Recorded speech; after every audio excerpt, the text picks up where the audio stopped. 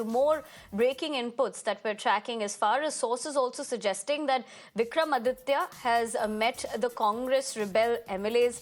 In fact, we do know so far that the meet was held in Panchkula on Thursday, and Vikramaditya meets 4 of the 6 rebel MLAs. The meet is on the Congress observers' direction. Sources also suggesting here that there is no breakthrough yet, but Vikramaditya is currently in the national capital. So that's the significant development that we're tracking as far as Vikramaditya is concerned. Remember the fact that... All right, we listen into a political reaction of Jairam first, and then we'll give you more details about that input.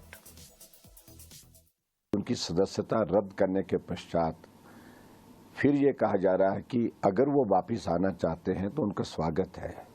इससे बड़ा मजाक कोई हो नहीं सकता है। शायद मुख्यमंत्री इस बात को जो है वो समझ नहीं पा रहे हैं ठीक तरह से, और ऐसी परिस्थिति बनी है कि सरकार के जाने का डर लग रहा है उनको। विधायक उनसे लगातार अलग होते जा रहे हैं, और हिमाचल प्रदेश में इस तरह की जो राजनीतिक परिस्थिति बनी है उसमें चाहे इनकी पार्टी हाईकमान जो भी करे, लेकिन अभी तक चीजें सेटल नहीं हुई है और न होने की संभावना है। All right, we just heard what Jairam Thakur essentially had to say. But let's tell you the breaking input here, of course, is with the fact that Vikramaditya is currently in the national capital. But sources going on to suggest that there's no breakthrough yet over this, because he has met 4 of the 6 rebel MLAs. Remember, as far as this is coming on the Congress observers' direction. In fact, earlier it was DK Shivkumar who had spoken to the rebel Congress MLAs. Let's also listen to a reaction that's coming in from Pratibha Singh. Day 1 से माननीय मुख्यमंत्री जी को यही बात कह रही थी कि आप संगठन को मजबूत करेंगे तभी हम आने वाले चुनाव का सामना कर सकते हैं। ये बहुत कठिन घड़ी है हमारे लिए। आप जानते हैं हमारे आदरणीय मोदी जी के आदेश के अनुसार कितनी डिफिकल्टीज हमको दिख रही है फील्ड में कि भाजपा क्या करने जा रही है, क्या करेगी, कैसे इलेक्शन लड़ेगी। तो हम वहाँ कमजोर फुटिंग पर है। मैंने बार बार उनसे यही आग्रह किया कि हमारे को मजबूती करने की जरूरत है, पार्टी को संगठित करने की जरूरत है।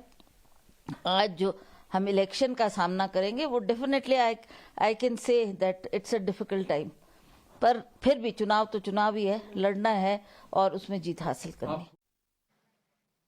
Manoj, my colleague, joins me for the latest. Manoj, good morning. जहां तक विक्रमादित्य का विजिट नेशनल कैपिटल का सवाल है, क्या ब्रेक थ्रू आ चुका है अभी तक या नहीं?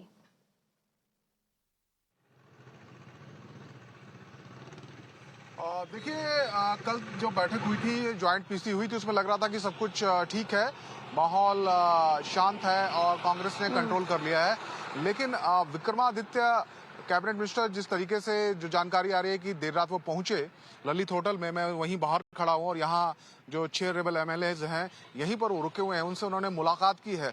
तो उससे ये लग रहा है कि अभी सब कुछ ठीक नहीं है और शायद विक्रमादित्य और उनकी जो मां है प्रतिभा सिंह अभी पूरी तरीके से संतुष्ट नहीं हुई हैं। भले ही कोऑर्डिनेशन कमेटी बनाने की बात हुई हो, तालमेल संगठन और सरकार में बनाने की बात हुई हो, लेकिन अभी भी वो संतुष्ट नहीं हैं और यही वजह है कि वो जो बागी विधायक हैं जिनको अयोग्य करार दिया गया है उनसे उन्होंने मुलाकात की है। और जानकारी ये आ रही है कि विक्रमादित्य दिल्ली जाएंगे।